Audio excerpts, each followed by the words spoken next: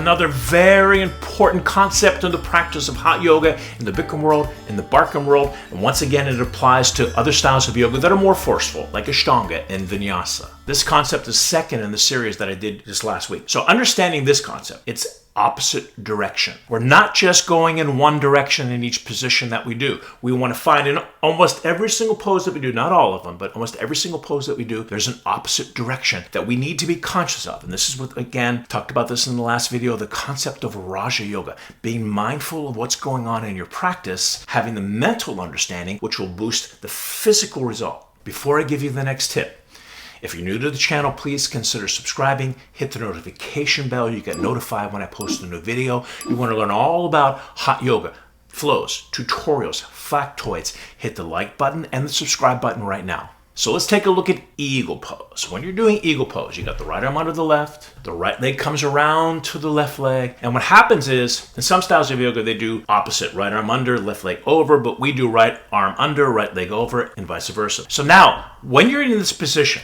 and when you can get that foot to hook around the calf muscle, hopefully you're able to do that. As a beginner, it took me a while to do it because my hips are tight. But eventually that foot will hook around the other side of the calf muscle. Once you can get the foot to hook, now you're going to bring the top knee to the right, to the center line, and the upper body to the left, which counteracts it. Not too much, but just enough. So the right knee goes to the right, upper body to the left. And when you're doing the other side, the top knee goes to the left, upper body to the right. So we counteract that position, and that's how we're able to maintain our balance in the center. So trying to make this video today, I'm all alone at the house, and my dog, Simba, who's actually famous in the Barkan Yoga world, is crying because he needs his daddy. So I'm saying you have to be quiet so I can make this video. Simha is the fourth incarnation of Vishnu. So that means lion. So in Swahili, the word for lion is Simba, and that's what he's named after. He's very famous in the Barkan world. He's the 4.A incarnation of Vishnu. Set below to the camera, Simba. A great example is half moon pose, which I did a video on a few weeks ago. When we're reaching our body to the right, we're pushing our hips to the left. When we're getting our chest to come forward, we're bringing our arms backward. Let's take a look at this video clip and I'll show you the three opposite directions in half moon pose. There are three main opposite directions for side half moon. So arms overhead, interlaced fingers. As she reaches over to the side, her hips are going this direction. So her arms are reaching right, her hips are going left. Here's an opposite direction that we have to get you into your side body. Second opposite direction, the chest comes out and the arms come back. See how her arms are coming back as the chest comes forward. As a teacher, one of my assists that I do, I take my thumb in the middle of her spine and I push forward as her arms come back to get that opposite direction. I'm going to have Elena come up and do the other side. So as she goes to this side, here's the third opposite direction a lot of people don't think about. It's the right hip to the right heel pushing down and the right hip all the way up that right side body. So this opposite direction is happening. So what she's got to do is push down into this foot, push into the outside foot to create the extension of her side body. That's the third opposite direction. So now let's look at triangle pose, because there's so much going on in triangle pose. Obviously, the left arm is reaching up, the right arm is reaching down, an opposite direction. Now, here's an interesting one. The left hip is slightly forward. I always say, in fact, in my teacher training program manual, I say slightly with bold letters, so you understand it's just a slight rotation forward. And by the way, if you're interested in becoming a Barkan Method teacher, we have teacher training programs online and live trainings. I put links in the description below. So as the hips comes forward, the upper body is twisting back. So the hip is forward, upper body is twisting back in an opposite direction. It's like a standing spine twist. And as the upper body twists back, that's how the spine is able to manipulate and create that range of motion. So the hip is forward, body back, left arm up, right arm down, upper body's high, hip is low. My teacher would say it's like a tourniquet where all the circulation shifts from the left side to the right, from the ha to the ta, the right side to the left, creating the opposite direction, manipulating the blood and oxygen like I talked about in the last video, contraction, relaxation. We're manipulating the blood and oxygen into the body like the wall is open from the dam to the water to irrigate the canal. Now let's look at tree pose, because tree pose, first of all, I like the heel to be closer in toward the center line. So the heel is underneath the navel. If you have the heel too far over to the side, you're not allowing for the release of the hip, the hinge of the hip. So when we get the heel right underneath the navel, let's take a look at this video. The knee's actually going to go out to the side and back. Out more this way, back. As the left body cheek turns under, the hip comes forward, and that's the opposite direction. But you can see two knees together from the side.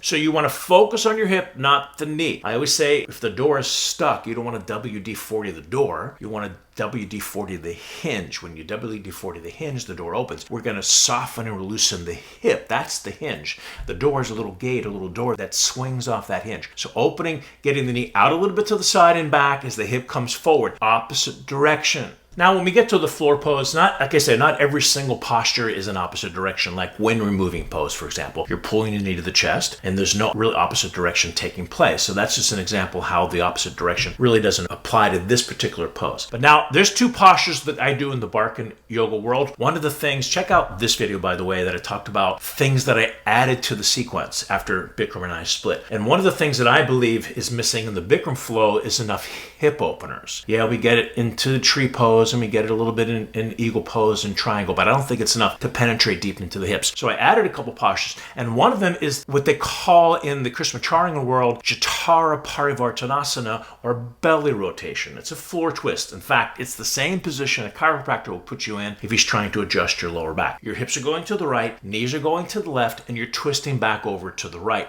You're holding that leg down, looking over the shoulder and releasing the body. There's the opposite direction that's taking place. It's not that you're just twisting to the right, but you're holding this body down to the left at the same time. Now when we get to spine twist, you're not just twisting to the right. You've got to hold your body over to the left. So when you're twisting to the right, your elbow is pushing against the top leg. To the left, twisting to the right, over to the left. Let's go into the studio real quick with Elena, and I'm going to show you what you can do with your hip. So now the spine twist, which is definitely in the Bikram series and the Barkan series, we do at the end of the class. Now Elena's twisting to the right. She places her hand on her hip. But if I were to hold her thigh down, this way.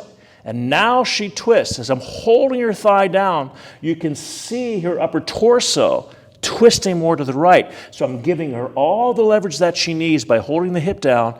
And now she's twisting, twisting, twisting. What a difference. It's that opposite direction. Getting the upper torso and the thoracic moving in that direction. All the difference. Opposite direction. So now as your body's twisting to the right, I'm holding your hip down so it doesn't rotate with the upper body. And by holding the hip down, you can see that range of motion that she has in her upper torso. Now here's another posture that I was doing even before I broke up with Bikram. In fact, he was mad that I was doing it. And interestingly enough, Emmy Cleaves, who taught me the advanced class, who was one of my teachers as well as Bikram, was starting to do it as well. I don't think Bikram was happy about that. But anyway, actually I named the pose. In the Krishnacharya world, they call it dead pigeon because it's posture that was developed in the West. In the East, our hips are so ridiculously open and flexible they don't need a posture like this. We do. So I named it. After 40 plus years in the yoga world, I claim that I can name posture. So I named it foot to knee pose, or Janaparasana. So let's take a look at this pose. Right foot's on the left thigh. Right hand shoots through the hole you created. You're pulling your left knee into your chest. But you're not just pulling the left knee into the chest. The right knee is working to the back of the room. As the left knee comes in, the right knee goes back, and that's how we're able to get deep into the glute, deep into the piriformis. Very hard to get to place. So it's left knee in, right knee back. That's the opposite direction. Understanding this concept. This is the concept. This is the whole reason why I'm doing this video and why I did the last video. Having a mental understanding of the practice of Raja Yoga and bringing that into your practice. The mindfulness, they call it in Zen. The mindfulness of bringing that into your Hatha Yoga physical practice will make all the difference. So that's our episode for today. Thank you so much for watching. If you're new to the channel, please consider subscribing. Hit the like button if you enjoyed this video. You want to learn all about hot yoga, Bikram world, Barkan world, factoids, classes. Hit the like button right now, and I will see you at the next video. Bye, guys.